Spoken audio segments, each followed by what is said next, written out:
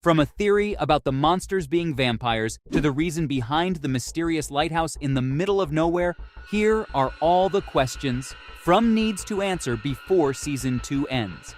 And the biggest one is about the monsters. Are they vampires? Their behavior's almost the same, isn't it? They sleep in the day and wake up at night. Plus, we've all seen how pale these guys are, so it seems plausible enough, and it seems like the writers are hinting at that for sure. But while a lot of people are convinced this is where the plot's headed, some say it's not likely, saying how there are a lot of other monsters that fit this theory, like fictional monsters from different franchises. Plus, remember that it's not necessary for them to enter only when invited. They've made a fair share of uninvited entries. The talisman stopped them, yes, but only in specific situations. Guess we gotta wait for the writers to tell us what these monsters actually are. But in the meantime, fans keep making up theories and asking questions, including one that says these monsters are creepy dolls. Y'all remember that time Victor and Tabitha were in the tunnels, and the monsters there were in such creepy positions, with some leaning, others standing upright, but all of them rigid and unmoving, almost as if they were statues, puppets, or dolls.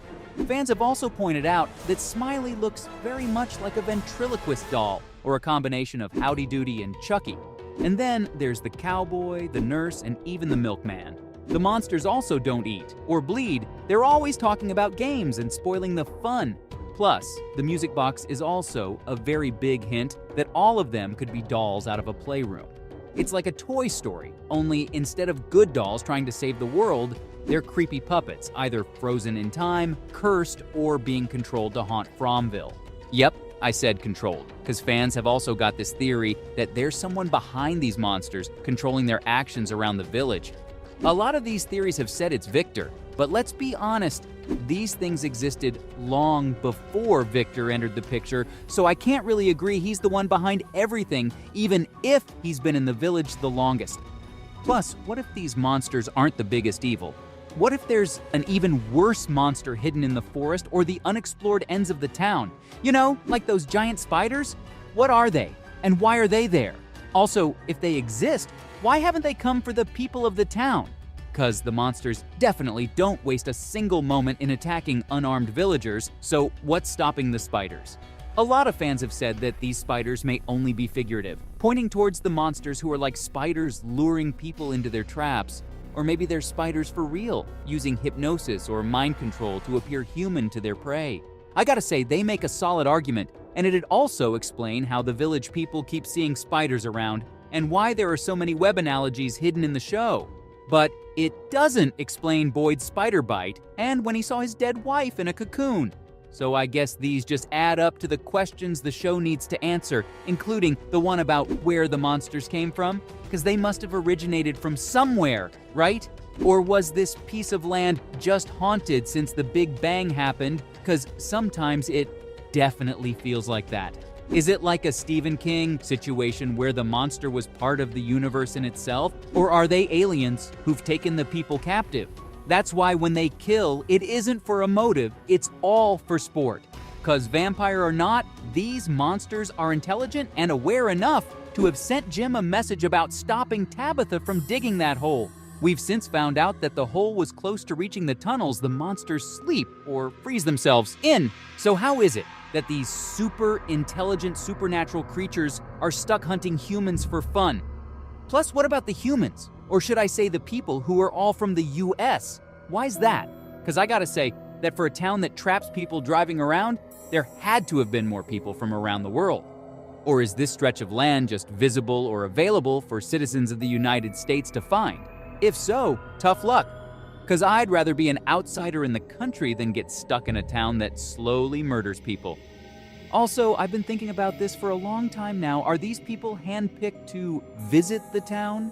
Is there a higher power or an alien organization that's picking people, Hunger Games style, to pass by the town only to get stuck? It sure feels like these people are well suited to match each other's skills. There's Boyd, who automatically became the man in charge. Was he picked for that? And what about Victor? Considering the monsters have the intelligence to know what the humans are up to, why have they not killed him yet? Because considering he's been there the longest and knows most about the village, he's come close to revealing a lot of the place's secrets. Is the theory about him being the monster maker true then? Also, what about Ethan? Why is he so wise?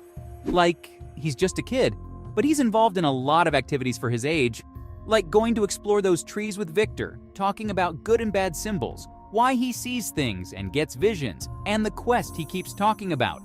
I don't think that's normal for a kid his age, and fans have already debunked the theory about him being the younger version of Victor, which they'd suggested in case the village was stuck in a time loop, with Ethan/Victor as the main dude behind the events of the whole thing. If that were true, it'd open a whole different box of questions, but we've already seen the younger version of Victor, so it's not likely that this theory is true. So, what's the deal with the boy? It's possible that Ethan's the Victor of the future, and I don't mean they're the same person, but instead, Ethan's the one who's supposed to take over Victor's responsibilities once he's dead, because they're not leaving the village for sure. Unless a miracle happens here. Honestly, the thing I said about them all being handpicked to be trapped may totally be true, because for one, they're a very specific group of strangers who had no probability of getting together like this. Plus, the population also isn't growing at all. Yep, you may have noticed by now that there are no babies or pregnant women in the village, and neither do people talk about periods, contraceptives, and the works. The only way the group grows is when someone's unlucky enough to venture onto this path, after which their life's doomed. Fans have a lot of theories about this, with some saying that women don't stay alive long enough to carry full term, and others claiming there may be ways of birth control the show hasn't covered yet. Some also say that this is probably the least of the writers' concerns, and one common consensus is that with such creepy monsters hunting you every night, people are hardly thinking of making Whoopi or babies.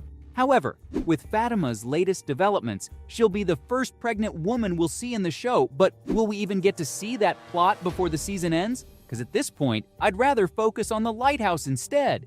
Now, I don't know if these people are going through some shared dementia, or if the village is a human experiment being run by the government, but one thing's for sure, this lighthouse is important. People have said this could be a control station from where the radio signals go off, or it's where the villagers will find safety when the spiders finally attack. Of course, in theory, lighthouses are always a beacon of hope and a symbol of safety for people out in the sea, so that could be true here as well. But where's the sea, my dudes? I've never seen a lighthouse smack dab in the middle of a forest before, so where did it even come from? It's definitely an Easter egg from Lost, thanks to the directors being the same, but other than that, I'm clueless about why this thing even exists in the show. So I guess one more question in the show's court, yeah?